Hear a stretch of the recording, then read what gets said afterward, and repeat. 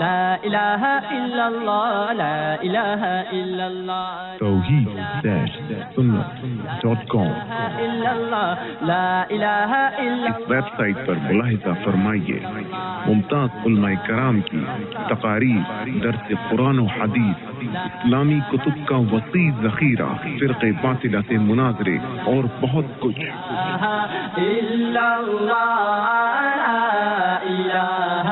الا اللہ۔ انسان کو کسی سے محبت ہو جائے تو اس محبت میں معبود کے لیے سب کچھ قربان کرتا ہے، اور محبوب ہو جناب محمد رسول اللہ صلی اللہ علیہ وسلم جیسا،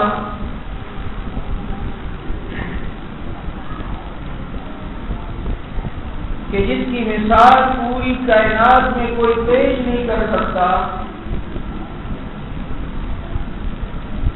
اور جن سے پوری دنیا محبت کرتی ہے۔ انسان تو انسان اس نبی سے جمادات، نباتات، آسمان و زمین کی ہر چیز اس نبی سے محبت کرتی ہے۔ اللہ کے نبی صلی اللہ علیہ وسلم فرمایا کرتے تھے کہ میں ان پتھروں کو ابھی بھی جانتا ہوں جو نبوت سے پہلے مجھے راستے میں سلام کیا کرتے ہیں۔ وہ لکڑی کا ممبر جس پر بیٹھ کے بیان کیا کرتے، جب ممبر بدلا گیا تو اس کے اندر سے رونے کی آواز آ رہی ہے جیسے کوئی بچہ رو رہا ہو۔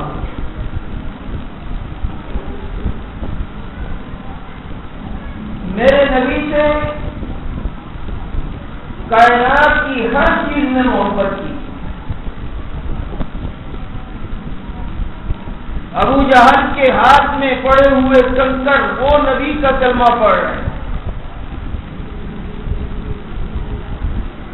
پوری دنیا اس نبی سے محبت کیوں نہ کرے کہ ایسے کمالات کائنات میں کسی کے اندر نہیں جتنا جناب محمد رسول اللہ صلی اللہ علیہ وسلم نے۔ میرے دوستو، آج کوئی کسی سے محبت کرتا ہے تو اس کی چند وجوہات ہوتی ہیں۔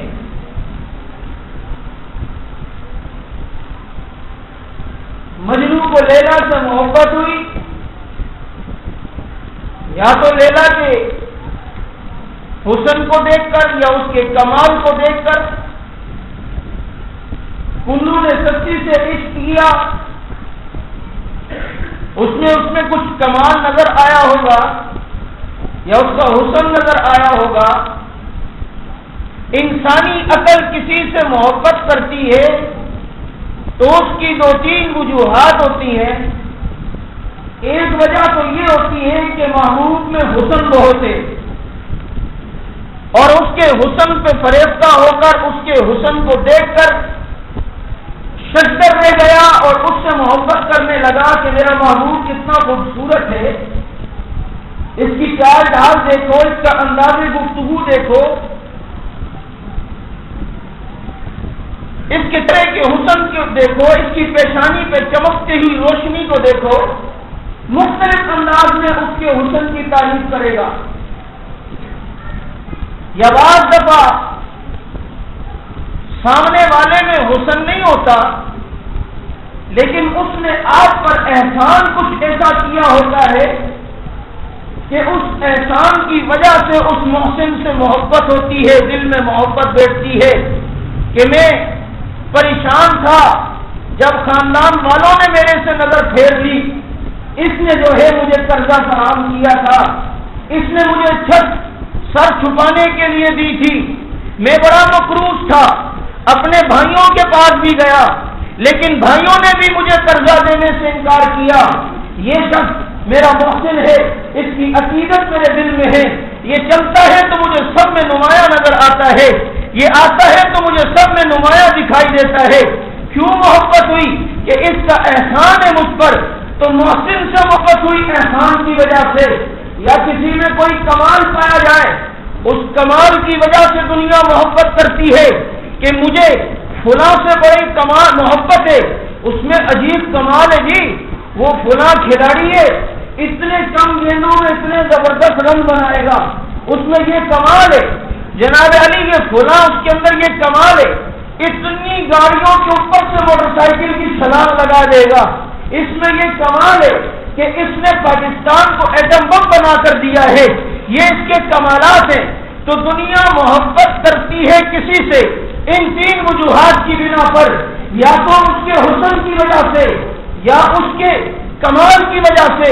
یا اس کے احسان کی وجہ سے۔ میرے دوستو، آپ نے کسی سے محبت کی یا دنیا میں کسی انسان نے کسی انسان سے محبت کی ہے، میں آپ سب کو یہ بات بطور چیلنج کے کہہ سکتا ہوں کہ کائنات میں کسی کا محبوب ایسا نہیں ہوگا کہ جس میں یہ تینوں باتیں اتم درجے میں، کمال درجے میں پائی جاتی ہوں۔ اگر اس میں حسن ہوگا تو احسان نہیں ہوگا، کمال نہیں ہوگا، اگر کمال ہوگا تو حسن نہیں ہوگا، اگر اس کے احسان ہوگا تو حسن اور کمال نہیں ہوگا۔ اگر ایک چیز پائی گئی تو دو ناپید ہوئی، دو پائی گئی ایک چیز اس سے محفوظ ہو گئی۔ لیکن میں ایک ایسے حسین کو جانتا ہوں، ایک ایسے کمال والے کو جانتا ہوں، ایک ایسے محسن کو جانتا ہوں جس میں حسن بھی کمال درجے کا، جس کا جمال بھی کمال درجے کا، جس کا احسان بھی کمال درجے کا، اور جس کا کمال بھی کمال درجے کا۔ کائنات کی ساری دنیا اٹھ جائے، اس کے حسن پر انگلی اٹھا کر دکھا دے،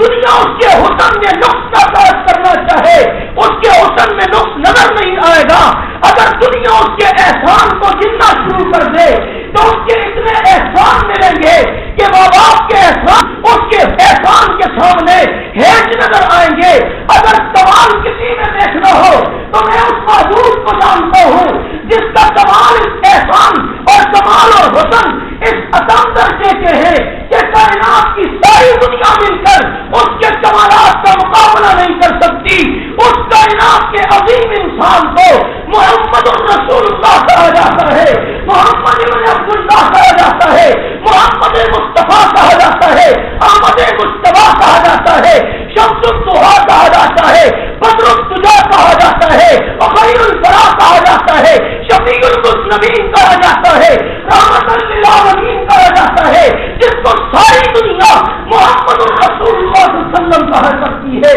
اس میں حسن دیکھو تمام درجے کا نظر آئے گا، احسان دیکھو تمام درجے کا نظر آئے گا۔ تو آؤ نا آج اس جمعے کے مجمع کے اندر ہم یہ وعدہ کرتے ہیں ہمارا معبود بھی نبی ہوگا، ہمارا معبود بھی نبی ہوگا، ہم اپنے احسان ماننے والا نبی کو سمجھیں گے۔ ہم یہ کہیں گے کہ کائنات کے اندر اگر کسی کے اوپر جان لٹانی ہے تو وہ جناب محمد رسول اللہ کے قدموں میں لٹانی۔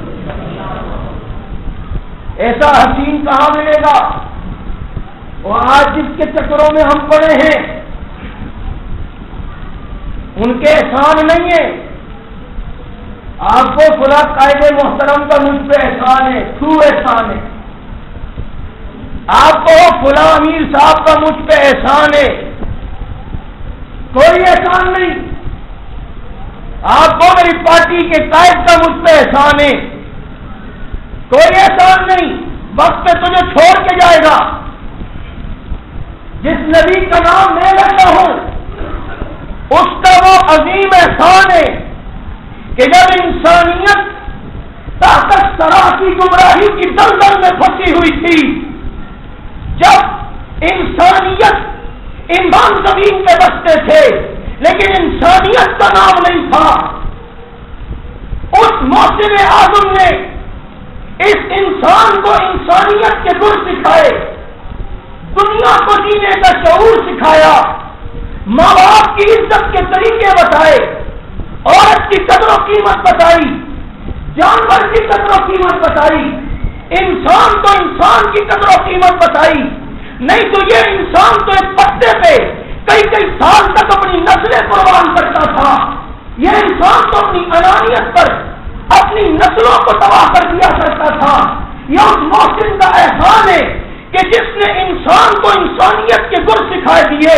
اور اس انسان کو طاقت سرا سے اٹھا کر سوریا ستارے کی اس بلندی پر پہنچایا ہے کہ رب نے جب اس انسان انسان کی اس انسانیت کو دیکھا تو رب کو بھی قسمیں کھانا پڑی، والتین والزیتون وطور سینین وہذا البلد الامین۔ رب 4 قسمیں کھا کے کہتا ہے محبوبہ تو نے اس انسان کو وہ انسانیت سکھا دی ہے کہ میں عرش پر اس فرش پہ بسنے والے انسان کے حسن کی قدم کھا کے کہتا ہوں لقد خلقنا الانسان فی احسن تقویم، میں نے انسان کو سب سے پیارے اندازے سے پیدا کیا ہے۔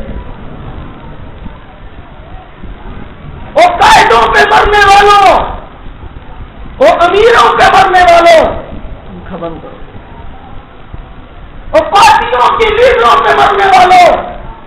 کیسے اس نے میرا شناختی کارڈ بنوایا ہے میرا وقت میں، انہوں نے ہمیں قومیت کے حقوق سکھائے ہیں، ہم اس کے لیے جان قربان کریں گے۔ نہ اپنی جوانیاں تباہ نہ کرو، اس کے اوپر جان دو جو ہمارا سب سے بڑا محسن ہے، جس نے ہمیں جینے کے گر سکھائے، جس نے ہمیں جینے کے طریقے سکھائے، جس نے ہمیں بتایا کہ تم خدا سے کب قریب ہوگے، جس نے ہمیں سکھایا کہ کب خدا سے قریب بنو گے، کب خدا سے مقرب بنو گے۔ مجھے بتاؤ خدا کی قسم، آج سگی ماں سگا باپ اس کے احسان ہم پر اتنے نہیں جس نے جناب محمد رسول اللہ صلی اللہ علیہ وسلم کے ہیں کہ انہوں نے اس قوم کو اتنی بلندی پر کیا، اس انسان کو انسانیت سکھائی، اور وہ انسان جو ایک علاقے کی سرداری نہیں کر سکتا تھا، لیکن اس نبی کی محنت کی وجہ سے صحابہ کو پھر دنیا نے دیکھا کہ دنیا کے حکمران بنے ہیں، اور خود نہ تھے جو راہ پہ اوروں کے ہاتھی بن گئے۔ کیا نظر تھی جس نے مردوں کو مسیحا کر دیا۔ توحید-سنت.com مجھے بتائیں رسول اللہ صلی اللہ علیہ وسلم سے زیادہ احسان کسی کا ہم پر ہو سکتا ہے؟ ہو سکتا ہے؟ اس نبی کے احسانات ہم ساری زندگی درود پڑھ کر بھی ادا نہیں کر سکتے، تو کیا خیال ہے محبت کسی سے ہوتی ہے، احسان کرے کوئی تو ہمارا سب سے بڑا محسن کون؟ کوئی لیڈر، کوئی قائد، کوئی امیر، کوئی ناظم، کونسلر، صدر، وزیر اعظم، کوئی بھی؟ بولو نا۔ آج مسلمان خاموش ہے، جبھی تو کفار نے فائدہ اٹھایا۔ اگر یہ مسلمان خاموش نہ ہو تو کیا وجہ لے کسی بے غیرت کو کہ وہ ہمارے نبی کی شان میں گستاخی کرے؟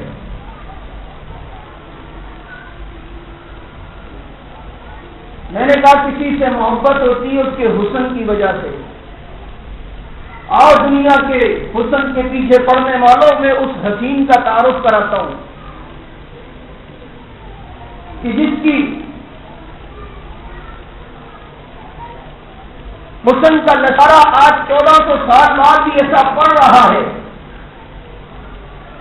کہ میں اکثر کہا کرتا ہوں دنیا کسی پہ جان دیتی ہے اس کے حسن کو دیکھ کر کہ کیسا حسین ہے کہ بغیر دیکھے ہم سب اس کے لیے جان دینے کے لیے تیار ہیں۔ جس کے حسن کی روشنی آج بھی پھیلی ہے، جو زلفیں بکھیرے تو رات کی کالی گھٹا بھی شرما جائے، جس کے حسن کو دیکھ کر کائنات کا حسن بھی ششدر رہ گیا، اور وہ کہنے پہ مجبور ہوا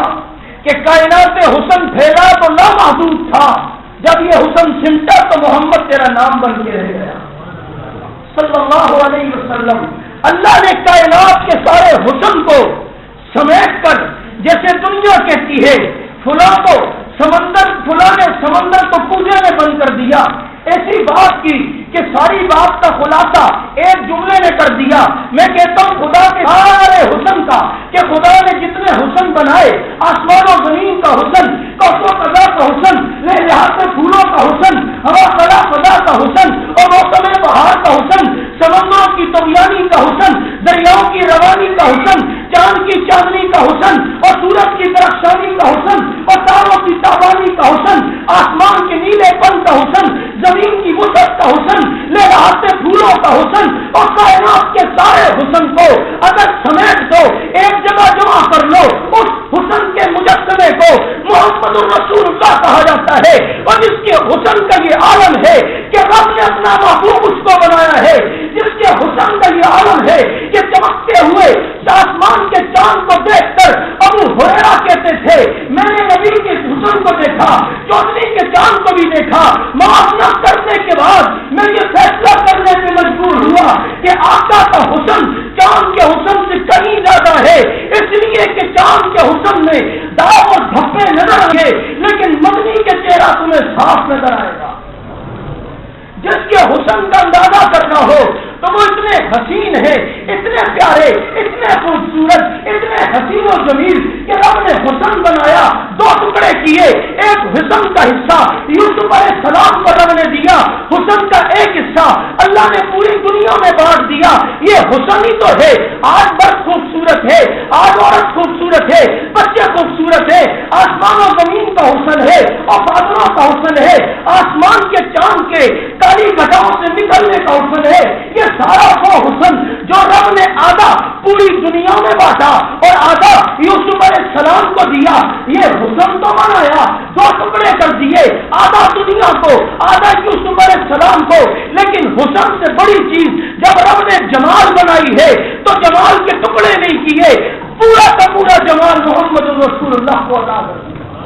آؤ جوانوں، اپنی جوانیاں کسی اور پہ قربان نہ کرو اور دل کسی اور کو نہ دو، اس حسین سے محبت کا آج وعدہ کرتے ہیں کہ ہمارا محبوب بھی ہوگا تو محمد رسول اللہ ہوگا، ہمیں محبت بھی ہوگی تو اپنے نبی سے ہوگی، اور کائنات کے سارے حسن اس کے حسن کے سامنے ہے کہ یہ بہاریں بھی شرماتی تھی کہ ہمارا حسن بہت تھا، جانے چمن کو اپنی بہاروں پہ ناز تھا، وہ آئے تو ساری بہاروں پہ چھا گئے۔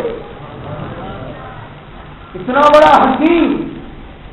جس کے حسن کا آپ اس بات سے اندازہ کریں کہ حضرت عائشہ رضی اللہ عنہا کہا کرتی تھی لوگوں مصر کے یوسف کے حسن کو دیکھنے والوں نے انگلیاں کاٹی ہیں، میرے محمد کے حسن کو دیکھنے والوں نے بدر و احد میں گردنیں کٹوائی ہیں۔ اور میں کہتا ہوں حضرت یوسف علیہ السلام کے حسن کو دیکھ کر انگلیاں کاٹی گئیں۔ عطا اللہ شاہ بخاری کہا کرتے تھے وہ جو کرنا، شاہ صاحب کہتے تھے کہ جنہوں نے یوسف علیہ السلام کے حسن کو دیکھا ہوش کھو بیٹھی، پتہ ہی نہ چلا، حسن کو دیکھ کے بے ہوش ہو گئی، حواس قابو میں نہ رہے اور انگلی کاٹ دی۔ شاہ صاحب کہتے تھے جس نے میرے نبی کے حسن کو دیکھا بے ہوشوں کو ہوش آ گیا۔ وہ دنیا جو بے ہوش تھی حسن محمد کو دیکھ کر ایسی ہوش میں آئی، ایسی ہوش میں آئی کہ رب نے کہا یہ اب ایسے ہوش میں آ چکے ہیں جو ان ہوش والوں کے پیچھے جائے گا وہی ہوش والا بنے گا۔ شاعر کہتا ہے راہ ملتی ہے شب کو تاروں سے اور ہدایت ملتی ہے محمد کے یاروں سے۔ اتنے حسین و جمیل، نیت کرو جوانوں ہماری جوانی محمد کی جوتی پہ قربان صلی اللہ علیہ وسلم، ہماری جوانی رسول اللہ کی عزت پہ قربان، نبی علیہ السلام کی عزت و حرمت پہ قربان۔ خدا کی قسم اس نبی کی محبت میں مر مٹنے پر وہ مزہ ہے، وہ چسکا ہے، وہ ذائقہ ہے کہ جنہوں نے چکھ لیا ان سے پوچھو۔ غازی علم الدین جو ایک لوہار کا بیٹا، جب راجپال ہندو نے نبی کی شان میں گستاخی کی تو لاہور کے شیرا والا گیٹ پر عطا اللہ شاہ بخاری گرج رہے تھے اور لوگوں کو عزت حرمت رسول کی عظمت کے لیے جان دینے پر ابھار رہے تھے کہ کون ہے جو اس گستاخ راجپال کو قتل کر کے رسول اللہ کے دل کو سکون پہنچائے گا۔ دنیا والوں دیکھو حضرت عائشہ رو رہی ہیں، حضرت خدیجہ رو رہی ہیں کہ مسلمانوں تم میں سے کوئی ایسا غیرت مند نہیں جو ہمارے شوہر کی عزت کے لیے جان دے۔ یہ بات غازی علم الدین کے دل پہ بیٹھی، رات کے سناٹے میں چاقو کو تیز کرنے لگا۔ ارادہ تھا کہ صبح جا کر اس گستاخ رسول کو، جس نے رنگینہ رسول نامی کتاب لکھی تھی، اس کو جا کر واصل جہنم کروں گا۔ رات کے سناٹے میں ماں کی آنکھ کھلی، بیٹے کا ارادہ دیکھ کر پریشان ہو گئی۔ بیٹا، رات کی تاریکی کے اندر تجھے ارادے تیرے نظر صحیح نہیں آ رہے، یہ چاقو کا تیز کرنا، یہ چھری کا رات کے سناٹے میں تیز کرنا، تیرے ارادے کچھ سمجھ نہیں آ رہے۔ کہنے لگا ماں، مجھے میرے راستے کی رکاوٹ نہ بننا، فلاں استاد نے اللہ کے نبی کی شان میں گستاخی کی ہے، میں تو رسول اللہ کی عزت سے مر مٹنے کے لیے ارادہ کر چکا ہوں۔ وہ ماں بھی غازی علم الدین کی تھی، کہنے لگی بیٹا، اگر بات نبی کی عزت کے لیے ہے، نبی کی عظمت کے لیے ہے، نبی کی شان و تقدس کے لیے ہے، تو ایک علم الدین نہیں، ہزاروں علم الدین محمد کی جوتی پہ قربان کر دی۔ صبح کو تیار ہوا، غسل کیا، اور غسل کر کے جا کر اس گستاخ کو واصل جہنم کیا۔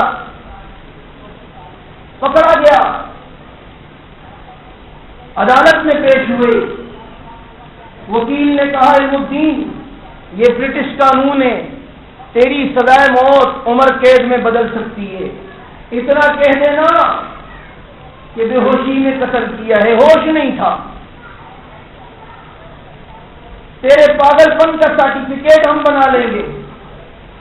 یہ کہہ دینا ہوش نہیں تھا۔ غازی علم الدین کا تاریخی جملہ اپنے دلوں پہ نقش کر لو۔ جب وکیل نے کہا یہ کہہ دینا کہ ہوش نہیں تھا،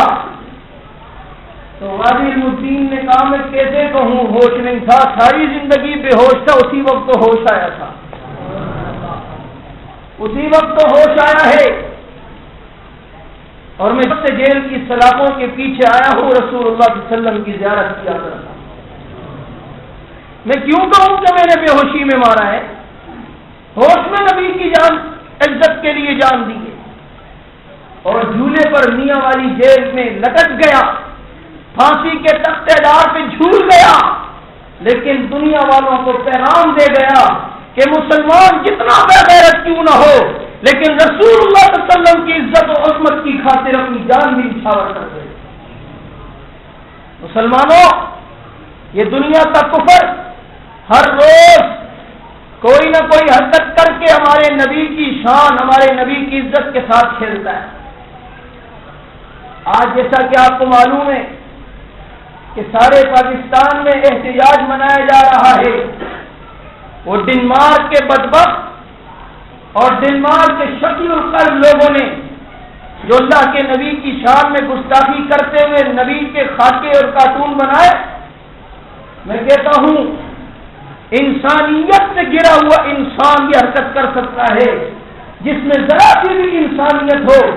اگرچہ وہ کافر کیوں نہ ہو، لیکن انسانیت نام کی چیز اس میں ہو، وہ میرے نبی کی شان، میرے نبی کی عزت کیا کرتا ہے۔ دنیا کے کافروں نے نبی کی شان بیان کی ہے، دنیا کے کافروں نے نبی کی عزت بیان کی ہے۔ اے منشی، لکھنؤ کا گورنر ہندو گزرا ہے، اس کو مجمع میں بلایا گیا اور کہا تقریر کرو، وہ اے منشی لکھنؤ کے 30,000 انسانوں کے مجمع میں کھڑے ہو کر وہ ہندو بیان کرتے ہوئے کہتا ہے میں نے مسلمانوں کے نبی کی ہسٹری پڑھی ہے، مجھے کوئی جگہ ایسی نہیں ملتی جہاں پر انگلی اٹھا سکوں،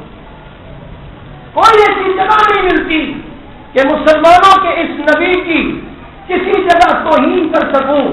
اس نبی کو ہر جگہ کمال میں دیکھتا ہوں، گھریلو زندگی میں دیکھتا ہوں تو کمال درجے کی،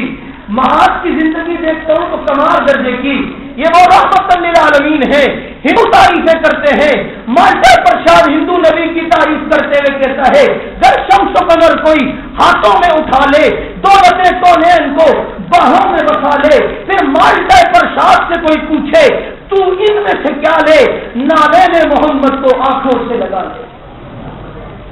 ایک ہندو کہتا ہے محمد مصطفیٰ افضل ہے یوں سارے رسولوں میں، جیسے ہوتا ہے گلاب افضل زمانے بھر کے پھولوں میں۔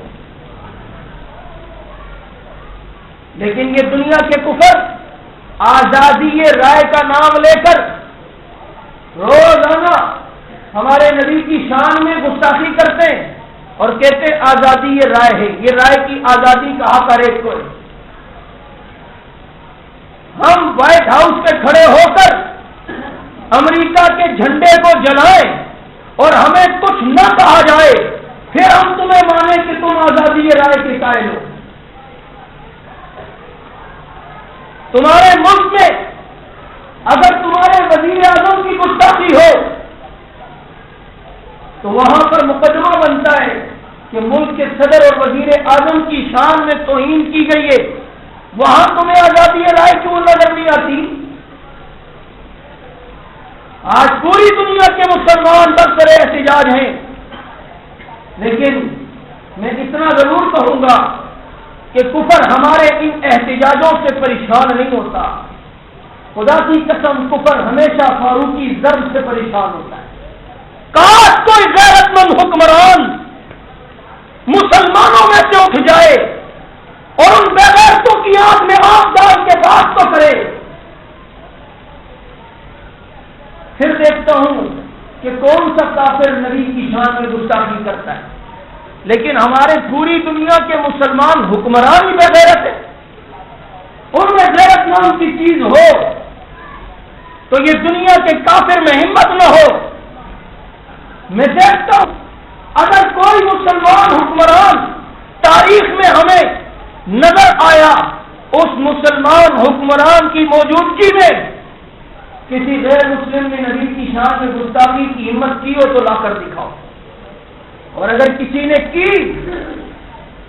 تو وہ مسلمان حکمران اس گستاخ کو دوسرے ملک سے پکڑوا کے لاتا تھا اور اس کو وہ سزا دیتا تھا کہ دنیا یاد رکھتی تھی کہ مسلمان حکمران ہو یا رعایا میں سے کوئی ہو، وہ رسول اللہ صلی اللہ علیہ وسلم کی عزت اور حرمت کے لیے سب کچھ قربان کریں گے۔ سر پہ جھوٹ تک نہیں رنگی، اتنی غیرت نہیں ہوئی کہ یہاں سے سفیر ڈنمارک والوں کو، سفیروں کو مارے لاش کے غرق ہو جاؤ ہمارے ملک سے۔ تمہارے ملک والوں نے ہمارے نبی کی شان میں گستاخی کی، نہیں چاہیے تمہاری سفارت، اور چاہیے یہ تھا کہ اپنے سفیروں کو ناروے اور ڈنمارک سے بلا لیا جاتا۔ پھر دیکھو یہ دنیا کا کفر، اتنی سی بھی حرکت اگر کوئی مسلمان حکمران کرتا، دیکھو دنیا کے کفر پہ کیسی ضرب پڑتی تھی۔ لیکن کہاں چلی گئی غیرت؟ غیرت کو تو ساری دنیا کے مسلمانوں نے مٹی میں دفنا دیا ہے۔ اگر ذرا سی غیرت ہوتی تو جامع حفصہ میں جو گستاخیاں ہوئی قرآن کی اس پہ اٹھ جاتے، لیکن میں اتنا بھی ضرور کہوں گا کہ یہ منافقت والے احتجاج نہ ہو۔ نبی کی شان میں گستاخی کوئی گورا کافر کرے وہ بھی واجب القتل، کوئی کالا کافر کرے وہ بھی۔ یہ کیا گورا کوئی گستاخی کرے تو تم کو گستاخی، کوئی کالا کافر گستاخی کرے تو تم کو یہ گستاخی نہیں؟ توحید-سنت.com یہ سیاست ہر جگہ تمہیں نظر آتی ہے، کبھی لال مسجد کے نام پر سیاست، کبھی نبی کی عزت کے لیے سیاست۔ اگر واقعی نبی کی محبت سے سرشار ہو تو جو گورا کافر گستاخی کرے اس کے خلاف بھی احتجاج کرو، اور جو کالا کافر نبی کی شان میں گستاخی کرے اس کے خلاف بھی احتجاج ہونا چاہیے یا نہیں؟ بابری مسجد شہید ہو، سارے جلوس نکالو، کیونکہ وہاں تمہاری سیاست چمکتی ہے، تمہاری سیٹ چمکتی ہے۔ اور ایران میں صدیوں پرانی مسجدیں پھر شہید ہو جائے، وہاں سر پہ جوتا کریں گے۔ یہ منافقانہ سیاست کر دی ہم پاؤں کے لاکھ ان کی منافقانہ سیاست کو بھی پاؤں کی ٹھوکر سے ہوا۔ ہم مسلمان ہیں اور ایک مسلمان اس بات کو گوارا نہیں کر سکتا کہ نبی کی شان میں گستاخی ہو۔ اگر وہ گستاخی ڈنمارک میں ہو تو وہ گستاخ بھی کافر ہے، اور اگر اسی طرح کی گستاخی افغانستان اور پاکستان اور ایران میں کوئی کرے وہ گستاخ بھی صحیح ہے۔ تم احتجاج کرو، اچھی بات ہے، آج ہڑتال کی کال دی ہے، دنیا کے کفر کو پتہ چلے، نبی سے محبت کا تقاضا ہے، لیکن اتنا ضرور کہوں گا، صرف جنات والے تمہیں گستاخ نظر آتے ہیں، یہ جلاء العیون والے نظر نہیں آتے، یہ اصول کافی والے نظر نہیں آتے، یہ توفہ شفا حنفیہ والے نظر نہیں آتے۔ اور یہ بھی بتانا چاہوں کہ کریڈٹ ہر ایک لے گا کہ جی ہم نے احتجاج کیا، بینر آ گئے، سارے لے آئے احتجاجی بینر، نبی کے گستاخوں کو قرار واقعی سزا دو، بہت اچھی بات ہے، لیکن دنیا کو یہ بھی بتاؤ کہ جب کسی گستاخ نے نبی کی شان میں گستاخی کی کوشش کی، اس کو واصل جہنم کرنے والے ہمیشہ نانوتوی کے ابابیل رہے، ہمیشہ الٹ دیوبند سے تعلق رکھنے والے رہے۔ آج ربیع الاول قریب ہے، بڑے بڑے عاشق آپ کو کنویں سے ایک دم نظر آئیں گے نکلتے ہوئے، آپ کہو گے یہ پتہ نہیں کہاں سے آ گئے برساتی مینڈک، آپ کہو گے پتہ نہیں کہاں سے آ گئے، لیکن وہ برسات میں نکلیں گے، برسات ختم ہوگی تو پھر چلے جائیں گے۔ لیکن کچھ ایسے عاشق بھی ہیں جو چیچنیا کے محاذ ہوں یا افغانستان کے پہاڑ ہوں یا شبرغان کی جیلیں ہوں، ہر سال کے 12 مہینے نظر آئیں گے، تخت دار پہ جھولتے ہوئے ایک ہی عاشق نظر آئے گا۔ آج نبی کی محبت میں دیگوں پہ مرنے والے بہت ملیں گے، لیکن نبی کی محبت میں میدان محاذوں میں جان دینے والے وہ آپ کو کم نظر آئیں گے۔ تم احتجاج کرو، ٹھیک ہے، اچھی بات ہے، لیکن ہم دنیا کو یہ بتانا چاہتے ہیں حقیقی محبت اور عشق رسالت الحمدللہ علماء دیوبند کے سینے میں اللہ نے پیوست کر دی۔ غازی علم الدین دیوبندی تھا، خلیفہ عبد القیوم دیوبندی تھا، جس نے نتھوران کو قتل کیا تھا۔ آپ کا غازی طارق لاہور کی سینٹرل جیل میں آج بھی قید ہے، جس نے یوسف قذاب کو حالت اسیری کے اندر لاہور سینٹرل جیل میں قتل کیا۔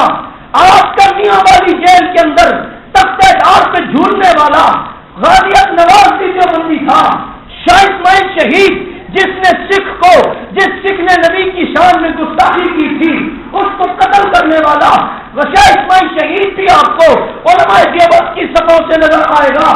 حضرت فضل حسین صاحب، قاضی بدر حسین صاحب کے بھائی، وہ بھی آپ کو دیوبندی نظر آئیں گے۔ علماء دیوبند نے ہمیشہ نبی کی محبت میں جان دے کر دنیا کو یہ بتایا ہے تم نبی کی محبت میں مال کھاتے ہو، ہم نبی کی محبت میں مار کھایا کرتے ہیں۔ باقی یہ سارے چاہے اسلامی ہو، چاہے حرامی ہو، چاہے بدنامی ہو، یا چاہے جو کچھ بھی ہو، یہ سارے ایسے ہی جو ہے نا برساتی مینڈک کے سارے دنیا کو الو بناتے، خود بھی الو ہے۔ محبت ہے ہمیں نبی سے، شکل دیکھو محبت والوں کی ایسی ہوتی ہے۔ محبت والے تو وہ ہوتے ہیں کہ جن کو جیل کی سلاخوں کے پیچھے بھی رکھا جائے اور کہو مان جاؤ، وہ کہتے کبھی نہیں مانیں گے، نکالو گے پھر بھی وہی کریں گے جس کے لیے آئے ہیں۔ یہ ہے نبی کی محبت۔ میں نے اس لیے آپ کو یہ باور کروایا کہ بہت سے اشاعت آپ کو نام لیوا نظر آئیں گے کہ جی ہم عاشق ہیں، ہم عاشق ہیں۔ آپ کو آپ حلوے شریف کے ہو سکتے ہو، آپ بریانی شریف کے ہو سکتے ہو، لیکن مدینہ شریف کے عاشق الحمد علماء دیوبند ہیں کہ جنہوں نے نبی کے مدینے میں اپنی قبریں بنائی، نبی کے مدینے میں قبریں بنائی اور جا کر وہیں مدفون ہوئے۔ سینکڑوں علماء حق کی جو ہیں قبریں آج بھی مدینہ المنورہ میں ہیں، آج بھی مدینہ المنورہ کے اندر جنت البقیع میں مدفون ہے، اور انہوں نے بتا دیا ہے کہ حقیقی شمع، حقیقی پروانے شمع کے گرد گھوم گھوم کے وہیں جان دیتے ہیں، لیکن کیڑے شمع کے گرد آتے ہیں اور ہیٹ حرارت محسوس کر کے پیچھے جاتے ہیں۔ دنیا نے اس کا نام لیا، ہمیں نبی سے محبت ہے، جب حقیقی قریب آئے تو دین میں سختیاں دیکھی تو پیچھے ہو گئے اور کہ نہ ہم تو میٹھے والے ہیں، ہم میٹھے میٹھے ہیں، ہم آگے نہیں آ سکتے۔ اور یہ جب گئے جنہوں نے کہا ہم میٹھے والے بھی ہیں، ہم کڑوے والے بھی ہیں، ہم سب کچھ کرنے والے ہیں، گرد گھوم گھوم کر وہی جان دے دی، اور جان دیتے ہوئے زبانے حال سے کہہ گئے تیری معراج کے تو لوح قلم تک پہنچا، ہماری معراج کے ہم تیرے قدم تک پہنچے۔ جوانوں یا بوڑھوں جو بھی ہو مسلمان ہیں، ہم آج یہ نیت کرتے ہیں کہ اللہ کے نبی کی عزت کے لیے جان نچھاور کر دیں گے انشاءاللہ۔ اور ہم آج اس مجمع کے اندر جمعے والے دن یہ وعدہ کرتے ہیں ہماری ساری سرگرمیاں، ایکٹیویٹیز، ہمارے سارے کام انشاءاللہ دین کے لیے وقف ہوں گے۔ مجھے بتائیں اگر نبی علیہ السلام کی عزت و حرمت کے لیے جان دینی پڑے تو دو گے؟ ہاتھ کھڑے کر کے کہیں جان دیں گے؟ نبی کی عزت و حرمت کے لیے مر مٹیں گے؟ خدا کی قسم یہ وہ راستہ ہے جس راستے میں مرنے والے کو اللہ وہ حقیقی زندگی دیتا ہے کہ وہ آدمی مر کے کہتا ہے کہ فنا فی اللہ کی تہ میں بقا کا راز مضمر ہے، جسے مرنا نہیں آتا اسے جینا نہیں آتا۔ ہمارے